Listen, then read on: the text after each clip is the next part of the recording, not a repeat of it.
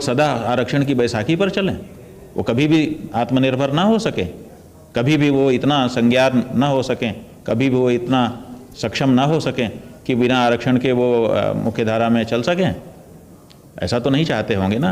वो तो यही चाहते थे कि जब तक पिछड़ गए हैं उतनी देर तक हम कदम ताल कर लेते हैं और उनको थोड़ी सी सुविधा दे देते हैं ताकि वो हमारी बराबरी में आ जाएं, फिर हम सब लोग मिलजुल बैठ करके देश और समाज की उन्नति का मार्ग तय करें। लेकिन आरक्षण को ही जीवन बना लेना, अब जिंदगी भर चाहे कितनी ही पीढ़ियां हमारी गुजर जाएं। इससे मेरा बस एक सवाल है, वो कह रहे थे कि जाति पाति नहीं, आरक्षण नहीं होना चाहिए। आरक्षण कहाँ है? सुनिए, शारदा पीठ के शंकराचार्य सदानंद थोड़ा सा मैं यहाँ करेक्ट करूंगी। उन्होंने कहा आरक्षण होना चाहिए, पर जो पिछड़े हैं उनको समाज की पहली पंक्ति में लाकर खड़ा करने के लिए आरक्षण की जरूरत है। पर कब तक ये होना चाहिए, इस पर विचार की जरूरत है। कब तक होना चाहिए जी, कब तक होना चाहिए उस पर विचार के ऊपर मैं बता रही हूँ कब तक होना चाहिए।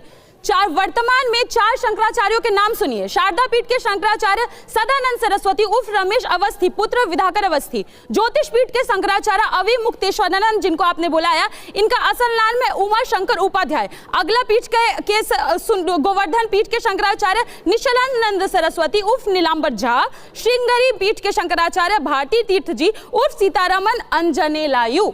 जब तक सारे के सारे जगहों पर आप लोग बैठे हैं, यहाँ पे किस बेसिस पे आपने रिजर्वेशन लिया? सारे पीठों पर बैठने के लिए कौन सा आरक्षण प्राप्त था? जाति का आरक्षण। जब तक वहां पर आप आरक्षण मेंटेन किए हुए हैं, आप पॉलिटिकल स्पेसेस में अपना आरक्षण मेंटेन किए हुए सिर्फ जाति के आधार पर, तब तक देश में आरक्षण मिलता रहेगा। और सुन ले बाबा जी जो बैठे हुए हैं, आरक्षण कोई बैसाखी नहीं है, आरक्षण हमारे मुक्ति का मार्ग है। और जब तक इस देश में सभी को समानता नहीं मिल जाती, एक दलित नाले में मरता नहीं रहता, तब तक इस देश में आरक्षण लागू रहेगा।